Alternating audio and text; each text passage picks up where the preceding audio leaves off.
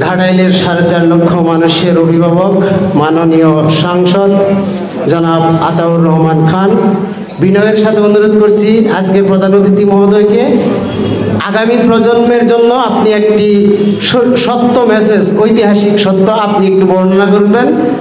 স্মরণ করিয়ে দিচ্ছি বঙ্গবন্ধুর আপনার বাসায় আগমন, রাত্রি যাপন এবং নেতা শামসুর রহমান খানের সাথে তার সখ্যতা নিয়ে একটু আলোচনা করবেন প্লিজ।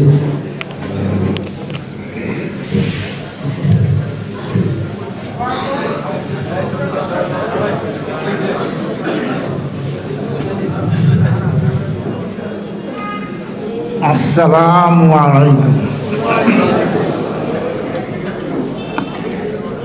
বক্তৃতার শুরুর আগেই রতন প্রফেসর সাহেব আমাকে বললেন যে বড় ভাইয়ের স্মৃতি সম্বলিত আমাদের জাতির জনগণের সাথে তার কি সম্পর্কে কিছু বলার জন্য। সে এক দীর্ঘ ইতিহাস, এই বলার মতো এখন সময়ও নাই, আর যারা মুরব্বী আছে তাদের ধৈর্যচ্যুতি ঘটবে বলে আমি আশা করি।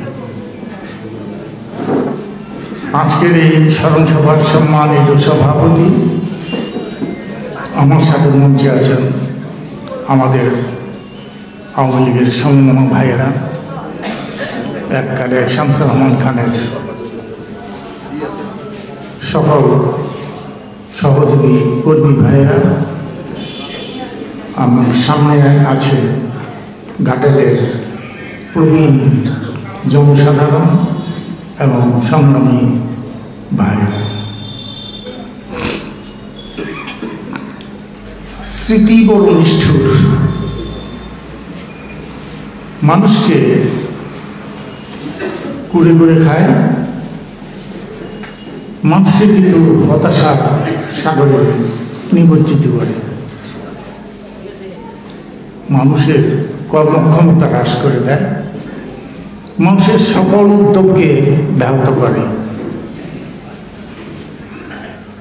তাই স্মৃতিতে না গিয়ে আমি কিছু পজিটিভ কথা যা আমাদের জন্য সহায়ক হবে সেইটুকুই বলি আর কি।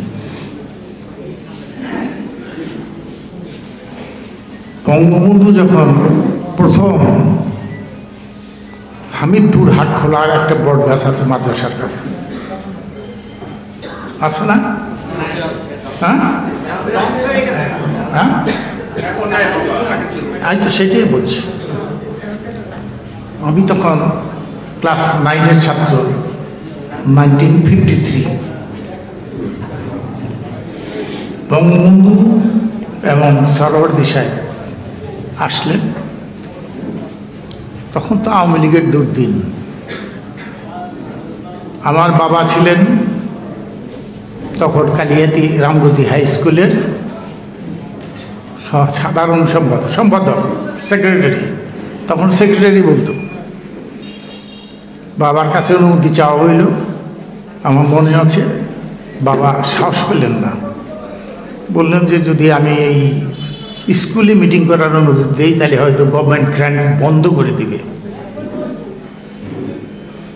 বাধ্য হয়ে তখন কোনো জায়গায় জায়গা না পেয়ে ওই মাদ্রাসার কাছে যে বট গাছ, সেই বটতলায় একটা সভা হলো।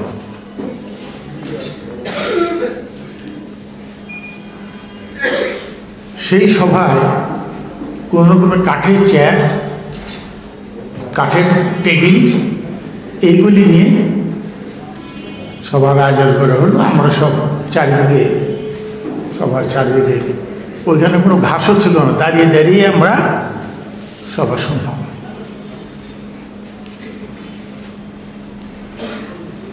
শামসুর রহমান তো বক্তা হিসাবে আমার ভাই বলে আমি বলছি না, হ্যাঁ, অনলবর্ষী বাংলা ভাষাভাষী মানুষের মধ্যে অন্যতম বক্তা। তার বক্তৃতা শুনে সরোয়ার্দী সাহেব শেখ সাহেবকে বললেন, Mujib pick up that boy, pick up that boy. ঠিক ইংরেজিতে এই কথাটাই বললেন, আমরা শুনলাম। সেই হতেই শামসুর রহমান খানের সাথে আওয়ামী লীগের সম্পৃক্ততা এবং তার রাজনৈতিক কেরিয়ার শুরু। আমরা এখন যারা রাজনীতি করি কিছু অন্যভাবে নেবেন না আমার কথাটা, আমি প্রতিটি জায়গায় প্রায় বলি। যদি কোনো ছেলেকে জিজ্ঞেস করি তুমি কি করো, বলো যে আমি ছাত্রলীগ করি। তুমি কি করো, যুবলীগ করি। তুমি কি করো, স্বেচ্ছাসেবক লীগ করি। তুমি কি করো, শ্রমিক লীগ করি। কেউ বলে না আমি পড়াশোনা করি। দুর্ভাগ্য আমাদের এটা। আমি তাই বলি যারা ইয়ং জেনারেশন আছেন আমাদের মধ্যে, তারা পড়ালেখাটা করেন, নিজে লেখাপড়া না শিখলে রাজনৈতিক কামলা হইয়া কোনো লাভ নাই।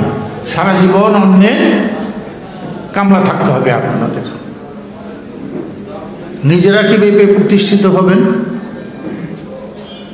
লেখাপড়া শিখবেন, জ্ঞান আহরণ করবেন। জ্ঞান আহরণ না করতে পারলে, জ্ঞানের চর্চা না করলে আপনি কি বলবেন মানুষের কাছে? কি নিজের জন্য, কি দলের জন্য? সেই তো আপনাদের কাছে আমার বিশেষ অনুরোধ থাকবে যে আপনারা দয়া করে মনোযোগ দিয়ে লেখাপড়া করেন। অনেক সময় আপনারা দেখেছেন সারা জীবন কোনো রাজনীতি করে নাই, কিন্তু তাদের লেখাপড়ার গুণে তারা পরবর্তী সময়ে অনেকেই এখনও আমাদের এই আওয়ামী লীগ সরকারে মিনিস্টার আছেন, পররাষ্ট্রমন্ত্রী আছেন, অর্থমন্ত্রী আছেন। তারা যতটা লেখাপড়ায় তো খুব, রাজনীতিতে ততটা পরিপক্ক নন। আমি নিজে রাজনীতিতে ছিলাম না, তবে একটা কথা আছে না, যে নৌকা না পাইলেও নৌকার ঢুকঢুকি বুঝতাম। কারণ শামসুর রহমান খান পলিটিক্যাল ম্যান, আমাদের বাসায় বঙ্গবন্ধু থেকে আরম্ভ করে সব নেতারাই, ছোট বড়, ডক্টর কামাল হোসেন, ওসমানী সাহেব, এরা সবাই আসছে। তাদের দেখেছি, কথাবার্তা শুনেছি। তবু রাজনীতির প্রতি আমার ততটা আসক্তি ছিল না। আমি মূলত লেখাপড়া করতাম, খেলাধুলা করতাম। এইবার যখন ঘাটালের মনোনয়ন নিয়ে বিভ্রাটের সৃষ্টি হয়, আমি ওবায়দুল কাদের সাহেব, আমাদের সাধারণ সম্পাদক, তার ওখানে দেখা করতে গেলাম। উনি সংসদ থেকে বের হচ্ছে, আমার সামনে পড়লেন। উনি আমাকে ডেকে নিয়ে বললেন আপনি এদিকে আসেন। গেলাম, বলল যে কোনো কথা জিজ্ঞাসা করবেন না, যে কোনো কারণে হোক, সেটা সত্য হোক মিথ্যা হোক, রানাকে এই সময়ে মনোনয়ন দেওয়া সম্ভব না, আপনাকে দাঁড়াতে হবে। আমি বললাম ঠিক আছে, আমি বলবো আপনাকে। ওবায়দুল কাদেরকে বললাম।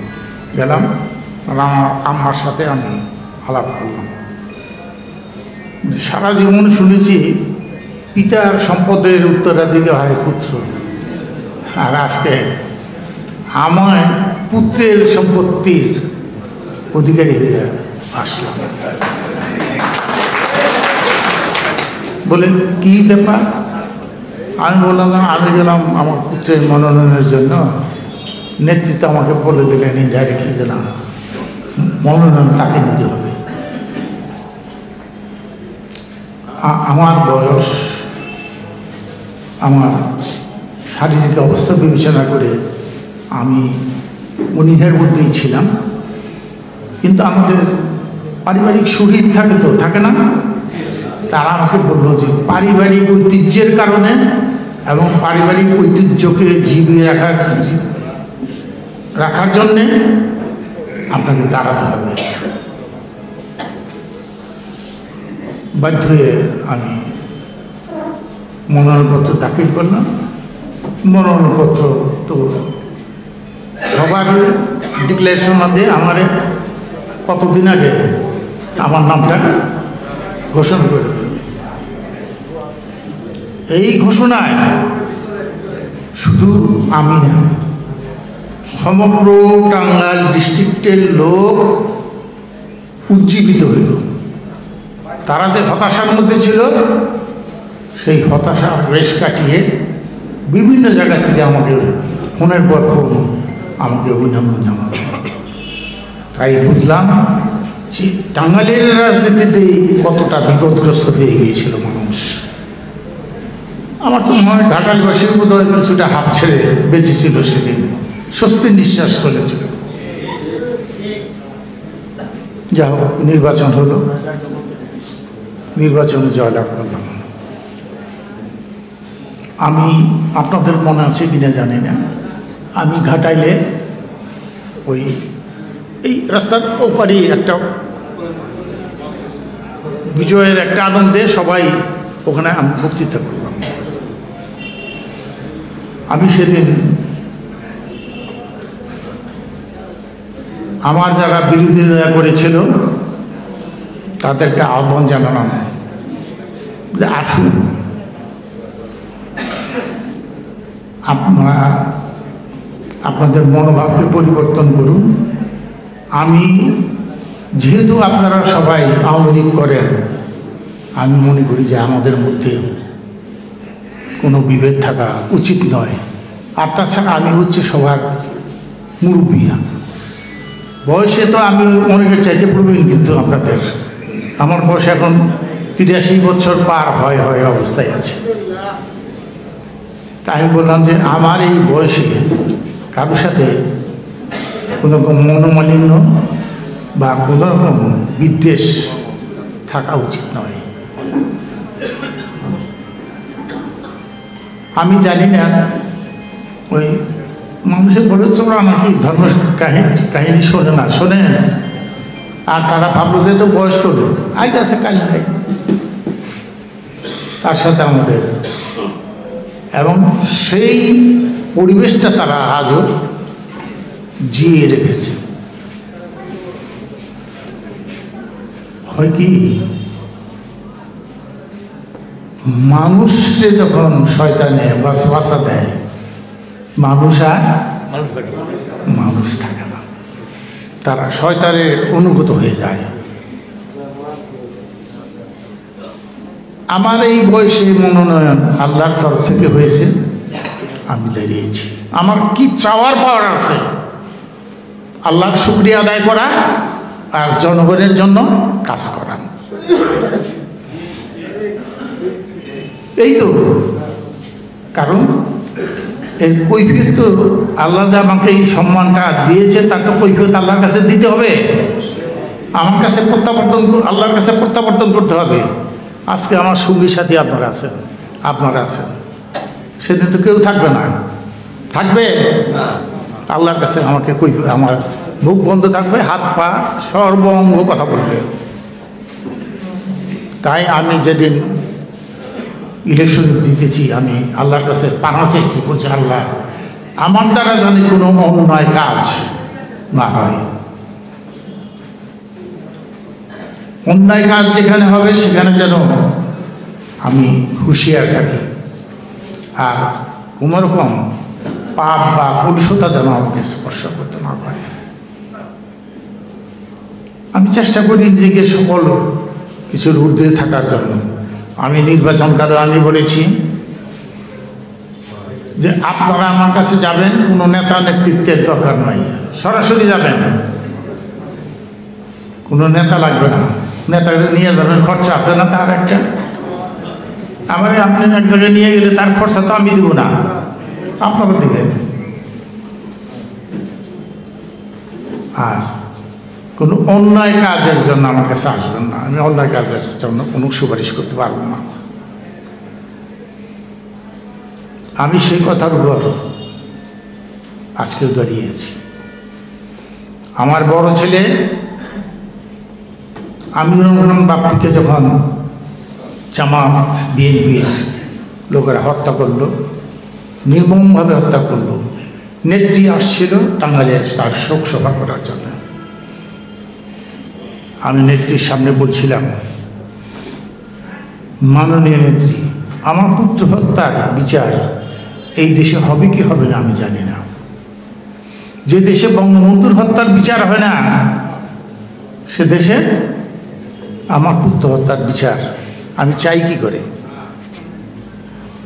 তবে একটি কথা বলে দেই নেত্রী, আমার 5টি সন্তান ছিল, বাপ্পি ছিল বড় সন্তান, সে আজকে নয়। আমার আরও 4টি সন্তান জীবিত আছে। আমি দ্যাথিন কণ্ঠে হাজার হাজার জনতার সামনে আমি ঘোষণা করছি, আমি আমার বাকি 4টি সন্তান এই আওয়ামী লীগ এবং বাংলার জনগণের জন্য উৎসর্গ করলাম। আমি আজকে ওই দ্যাথিন কণ্ঠে বলি যে আমি সেই অবস্থায় আছি। জন্ম মৃত্যু আল্লাহর হাতে। মানুষের কাজ করতে গিয়ে যদি মারা যায়, সেটা আল্লাহর রহমত এবং বরকত হবে এই পরিবারের প্রতি। আর যদি আমি অন্যায় কাজ করি, অনুরূপ কৈফিয়ত আমাকে দিতে হবে। কিন্তু হয় কি, আমরা সমাজে আমরা সবাই পৌঁছে গেছি, এমন অবস্থা হয়ে গেছে যে যেখানে পারি থাবা মারি, যে যেখানে পারি লুটপাট করার জন্য বসে থাকি। এই বাংলাদেশের আমরা তো সবাই নিম্ন মধ্যবিত্ত পরিবারের সন্তান, তাই না? আমার দেখেছি তখনকার দিনে রাস্তাঘাট ছিল না, লেখাপড়া কি কষ্টসাধ্য ছিল। এখন তো রাস্তাঘাট হয়ে গেছে, এখন তো যে কোনো জায়গায় স্কুল কলেজ অগণিত হয়ে গেছে, পড়ালেখার কোনো অসুবিধা নাই। তা সত্ত্বেও আমরা পড়তে চাই না। আমি আমার বক্তব্যের মাঝখানে আমি যেখানে যাই বলি যে ক্লাস স্কুলের শিক্ষকেরা আছেন তাদেরকেও বলি, ক্লাস 9 to 10 এবং ইন্টারমিডিয়েট পর্যন্ত খুব কঠিন সময় ছাত্রের জীবনে। এই সময়টাতে মানুষ ইমোশন এবং সেন্টিমেন্ট দ্বারা প্রভাবিত হয়। আপনারা যারা গার্জিয়ান আছেন, এই দেশটাকে যদি ভালো করতে চান, এই দেশের মানুষকে যদি আমরা উন্নততর জীবনের আশ্বাস দিয়ে থাকি, সেটাকে যদি আমরা সমাজে আমরা সঠিক পদক্ষেপ নিতে পারি, তবেই সম্ভব। আপনাদের কাছে আমার অনুরোধ থাকবে, স্কুলে যারা পড়ে তাদেরকে আপনারা মোবাইল ফোনটা ব্যবহার করতে দেবেন না। স্কুলে না গিয়ে ছেলেরা আড্ডা মারে, বারান্দায় বসে থাকে, সিঁড়িতে বসে থাকে, তারা কথা বলে। আমি মাঝে মাঝে বলি যে আমরা বলি কি, শিক্ষা হচ্ছে জাতির মেরুদণ্ড। তার সাথে একটা কথা আছে, শিক্ষকরা হচ্ছে শিক্ষার মেরুদণ্ড। শিক্ষকরা হচ্ছে শিক্ষার মেরুদণ্ড। শিক্ষক যারা আছেন তাদের কাছে আমার অনুরোধ থাকবে, আপনারা আপনাদের ছাত্রদের প্রতি একটু দৃষ্টি দিবেন, কিভাবে দেশটাকে সুন্দর, কিভাবে দেশটাকে একটা জ্ঞান সম্পন্ন মানুষ সৃষ্টি করা যায়।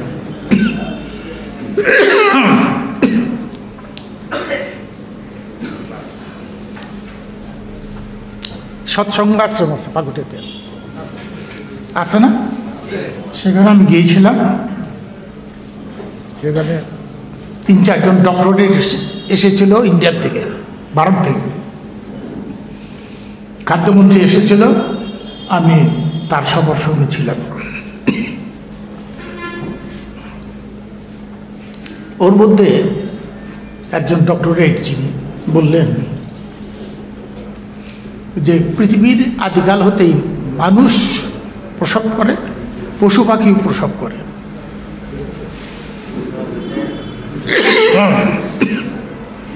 পাখিরাও প্রসব করে। কুকুর প্রসব করলে যে শাবকটি পৃথিবীতে আসে, আমরা দেখে আসি কুকুর কয়টা বাচ্চা দিছে, এতটি বাচ্চা দিছে, তাই না?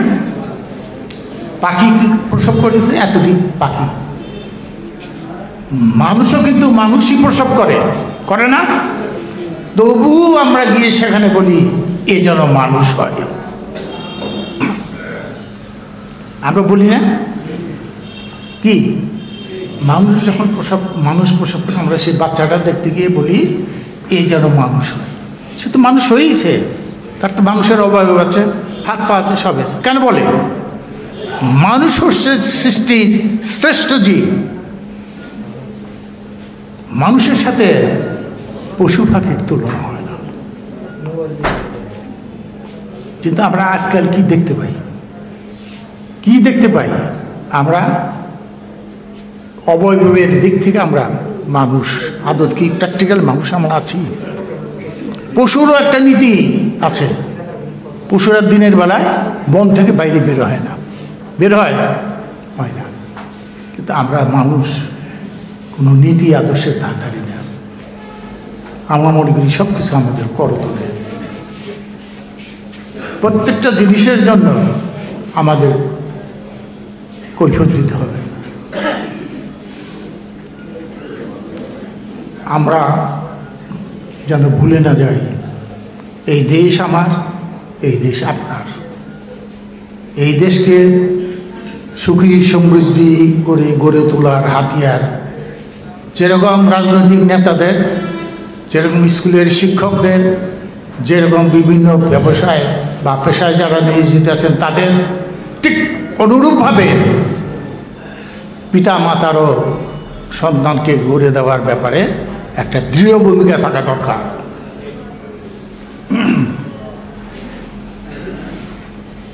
আজকে আমার ছেলে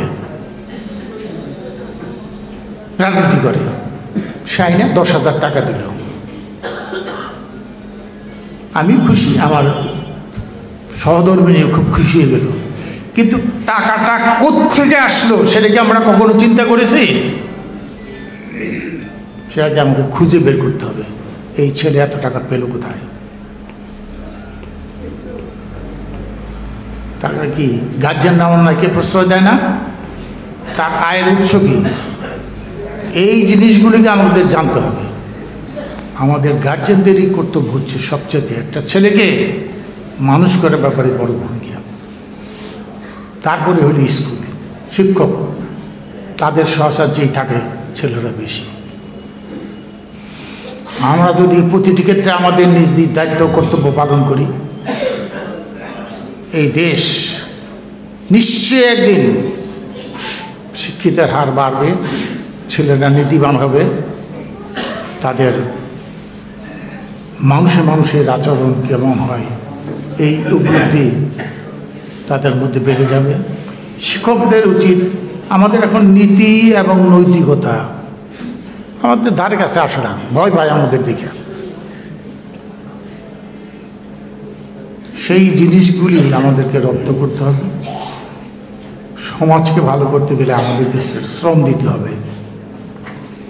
আমি আরেকটা কথা বলি প্রায়, যে আগে যদি কোনো গ্রামে ময়মুর ঘুরে যেত তাহলে বলতো যে এই বাড়িটা খারাপ, পার্টিকুলার একটা বাড়ি খারাপ। আর এখন বলতে হয় এই বাড়িটা ভালো, মানে আর সব খারাপ। তো বলেন তো আমরা কোথায় দাঁড়িয়ে আছি? এইগুলিকে আমাদের কাটিয়ে উঠতে হবে। আমি তো ভেবে পাই না কেন গ্রামের ছেলেরা নষ্ট হয়। কতটি ছেলে গ্রামের খারাপ, গ্রামের জনগণ নাই।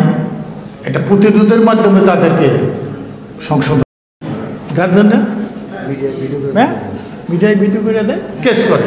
কন্ত থেকে যেদিন থেকে ব্যাগটা উঠে গেছে স্কুল থেকে, সেই দিন থেকে সব কিছু ধ্বংস হয়ে গেছে।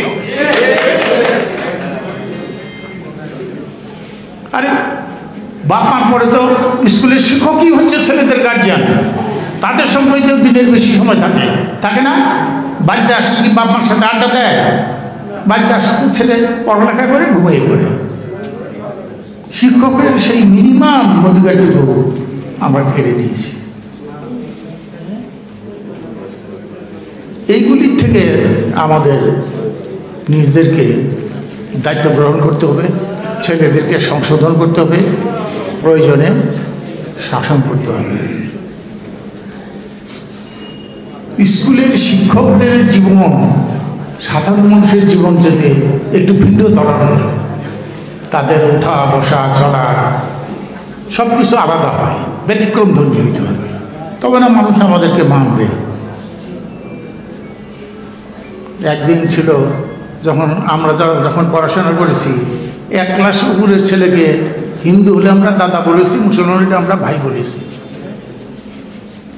আর এখন দেখা যায় একটা ক্লাস 9-এর ছাত্র বা ক্লাস 8-এর ছাত্র, যে ছেলে কলেজে পড়ে দাঁড়িয়েছে, এই শোন একটা বিড়ি দিয়ে যা, নাহলে একটা সিগারেট দিয়ে যা। আমরা এইখানে দাঁড়িয়ে আছি, বিড়ি সিগারেট আদান প্রদানের মাধ্যমে। এখন জ্ঞানের আদান প্রদান হয় না, বিড়ি সিগারেটের আদান প্রদান হয়। তাহলে আমরা ভালো হবো কী করি বলেন? যাই, কথা পারবো না, অনেক কথা বললাম, এগুলো মনে কষ্টে এই কথাগুলো আমার আসলে। আপনারা দোয়া করবেন কোনোরকম কোনো কিছুই যেন আমাকে সঠিক পথে চলার ক্ষেত্রে কোনো বাধা সৃষ্টি করতে না পারে। আমি নিজে আল্লাহর কাছে পানা চাই, এ আল্লাহ যে বছর বেঁচে থাকি আমি যেন সঠিক পথে চলতে পারি। আপনারা এত কষ্ট করে দীর্ঘ সময় বসে আছেন, সবাইকে আমার আন্তরিক শুভেচ্ছা। আমার কথার মধ্যে যদি কোনো কেউ ব্যথা পেয়ে থাকেন, আমি আল্লাহর রাস্তায় আপনাদের কাছে মাপ চেয়ে নিচ্ছি। এই কথাগুলি শুধু আমি বা আপনাকে হ্যাঁ করার নয়, এই কথাগুলি আমাকে বলতে বাধ্য হলো দেশের উন্নয়ন, এই দশের উন্নয়ন, জাতির উন্নয়ন, সব কিছুকে সামনে রেখে সবাইকে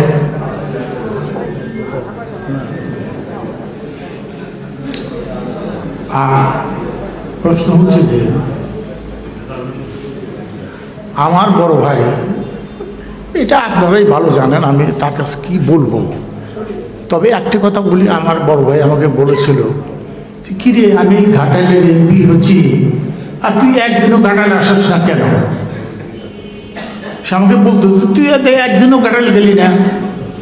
আমি তাকে বলছি যে আমরা তো আগে মেয়ে ভাই বলতাম না, কত দাদা দাদা কত কিছু গেছে। তাই মনে হয় মেয়ে ভাই, আমি ঘাটাল গেলে মানুষের মনে করবো যে আমি টেন্ডারে অংশগ্রহণ করার জন্য গেছি অথবা কোনো ভাগ ধরার জন্য গেছি। আচ্ছা, আমার না যাওয়াটাই ভালো। শামসুর রহমান বলছে যে না, তুই তোর ধ্যান থাকবো না, ঠিক আছে। এখন কথা হচ্ছে কি, আল্লাহ মানুষকে নেতৃত্ব দেওয়ার একটা সীমা ঠিক করে দেয়। আমরা বলি যে প্রত্যেক মানুষেরই মেরিট একরকম না, আমি এটার সাথে একটু ডিভাইড করি। কারণ চেহারা, ছবি, অবয়ব, শরীরের গঠন এক নয় সবারই। কাউকে আল্লাহ দেয় একটা পাড়ার লিডারশিপ, কাউকে দেয় একটা গ্রামের